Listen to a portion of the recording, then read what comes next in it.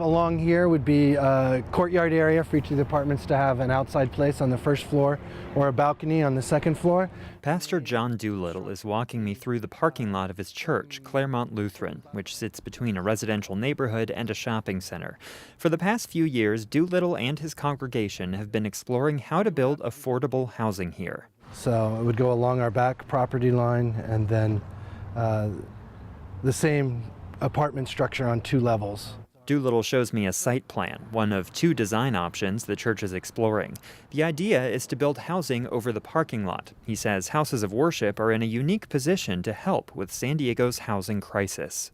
Churches have the resources, they have the property, they have the ability to provide the space and the place for these kind of structures to be built.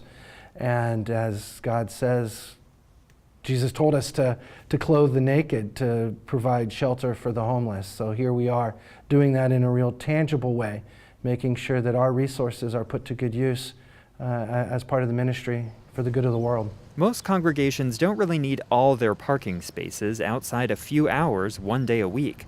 Even still, San Diego's parking regulations have been a stumbling block.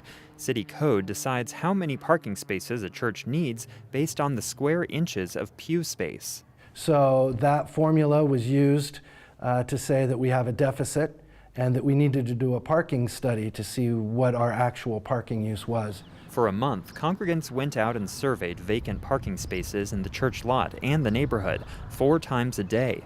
Doolittle says that survey showed a surplus of parking, but that city officials still weren't satisfied and asked for more analysis.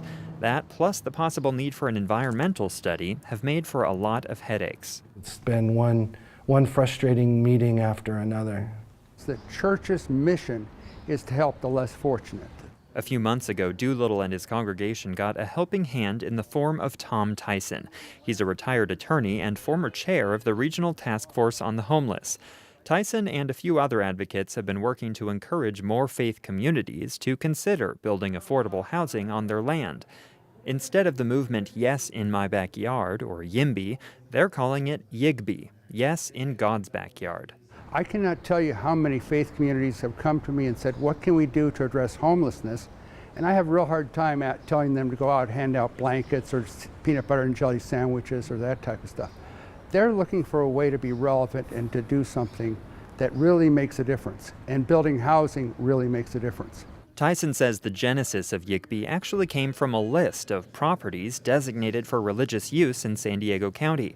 They represent more than 2,000 acres spread across the county. Now, Tyson and his partners are talking to about 15 faith communities. They're also analyzing different construction types and financing models. And we've been meeting with the city, talking with them about zoning requirements, figuring out how we can do this without getting bogged down in years and years of zoning and red tape in order to make this happen. Because the idea is to solve this problem now, not 5 years from now. YIGBY is still in its infancy. Tyson is hoping Claremont Lutheran's pursuit of affordable housing can serve as a proof of concept that can be replicated elsewhere. Pastor Doolittle says churches like his have a decades-long relationship with their community and can avoid some of the backlash that often derails new housing. It's our calling, it's our responsibility to be neighbors to those who are around us and to be neighborly to those who need a hand up. And so we as a community of faith want to say yes in all ways. As God always says yes to God's people, we too need to say yes to those who are in need. The church's 2 design options would create between 16 and 21 new affordable homes in Claremont. But given the roadblocks he's faced so far, Doolittle hesitates to predict when that housing might be complete. Andrew Bowen, KPBS News.